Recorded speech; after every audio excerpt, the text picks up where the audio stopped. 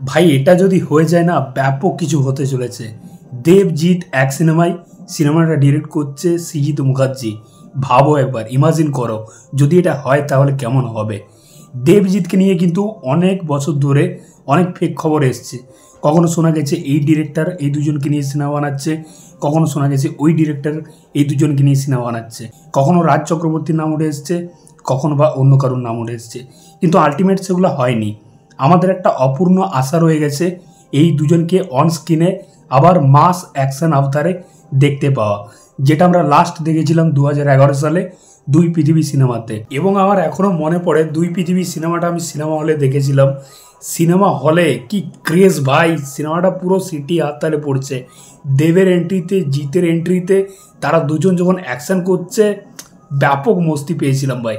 আমি কোনোদিন ভাবিনি যে এটাই হয়তো আমি লাস্ট সিনেমা দেখছি এই দুজন সুপারস্টারের। এতগুলো বছর কেটে গেছে, 2011 থেকে আজকে 2025, এই দুজন সুপারস্টারকে আর অন স্ক্রিনে আমরা কোনো সিনেমায় দেখতে পাইনি। এটা আমাদের কাছে একটা অপূর্ণ আশা রয়ে গেছে। কোনো পরিচালক এই দুজনকে অন স্ক্রিনে আনতে পারেনি বা কোনো প্রোডাকশন হাউসও এখনও পর্যন্ত পারেনি।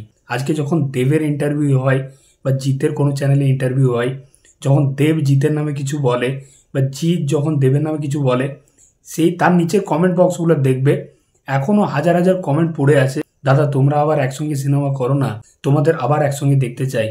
তো এরকম কিন্তু হাজার কমেন্ট কিন্তু পড়ে আছে, যেগুলো দেখলে সত্যি খারাপ লাগে, আমরা ইমোশনাল হয়ে যাই। কারণ দেবজিৎ আমাদের ছোটোবেলার হিরো, তাদেরকে দেখেই আমাদের বাংলা সিনেমার প্রতি ভালোবাসা, তাদেরকে দেখেই কিন্তু আমরা বড় হয়েছি। তো কোথাও গিয়ে এটা মানে একটা খারাপ লাগে, এই দুজনকে আবার কবে যে সিনেমাতে দেখতে পাবো এক সিনেমাতে। তো এটাই কিন্তু হতে চলেছে সৃজিত মুখার্জির হাত ধরে। তো রিসেন্টলি ডিরেক্টর সৃজিত মুখার্জি তার নতুন সিনেমা সত্যি বলে সত্যি কিছু নেই, যেটা সিনেমা হলে মুক্তি পেয়ে গেছে, তার জন্য একটা নিউজ চ্যানেলে ইন্টারভিউ দিচ্ছিল। সেখানে মিডিয়ার একজন তাকে প্রশ্ন করে যে একজন ডিরেক্টর, মানে রাজ চক্রবর্তীকে ইন্ডিকেট করেই বলেছে, একজন ডিরেক্টর বলেছে যে কোনো আতেল ডিরেক্টর দেবজিৎকে নিয়ে সিনেমা বানাতে পারবে না, তার মধ্যে সেই ক্যালমাটা নেই, যদিও বানায় সেই লেভেলের হবে না। রাজ চক্রবর্তীর সন্তানের সময় একটা ইন্টারভিউতে বলেছিল, সেই প্রশ্নটাই করেছে আর কি। তো সৃজিত মুখার্জি তার উত্তরে বলে যে হ্যাঁ আমি খুশি, আমি আতেল ডিরেক্টর এবং আমি এটাতেই বিশ্বাস করি, তবে আমি দেবজিৎকে একটা সিনেমায় নিয়ে আসবো, এটা আমার কাছে একটা চ্যালেঞ্জ। এবং আমি তাদেরকে একটা স্ক্রিপ্ট শুনিয়েছি, একটা স্ক্রিপ্ট মেসেজ করেছি দুজনকেই, দেখা যাক তাদের দুজনের তরফ থেকে যদি কনফার্মেশন আসে তাহলে সিনেমাটা অবশ্যই হবে। তো এটা কিন্তু সৃজিত মুখার্জি একদম কনফার্ম করে দিয়েছে। এবং সৃজিত মুখার্জি বলেছে মানে আমাদের একটু বিশ্বাস করা যেতেই পারে, কারণ বর্তমান সময়ে দাঁড়িয়ে সৃজিত মুখার্জি কিন্তু একটা ব্র্যান্ড, তার নামে কিন্তু সিনেমা চলে। বাংলা ইন্ডাস্ট্রিতে খুবই কম ডিরেক্টর আছে যাদের নামে সিনেমা চলে, তাদের মধ্যে একজন হচ্ছে সৃজিত মুখার্জি। এবং হয়তো কিছু লোক ভাববে আরে সৃজিত মুখার্জি তো মাস অ্যাকশন সিনেমা বানাতে পারে না, তাহলে কেন ট্রাই করছে এদেরকে নিয়ে।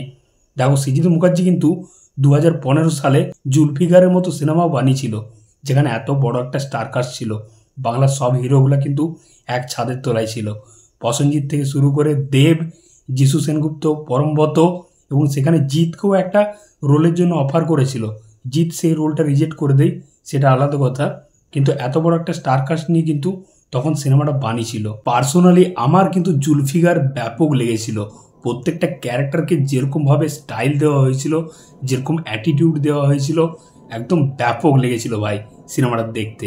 এবং যেমনভাবে মাস অ্যাকশন আবতারে প্রেজেন্ট করেছিল সৃজিত মুখার্জির স্টাইলে, সেটাও কিন্তু দেখতে ভালো লেগেছিল।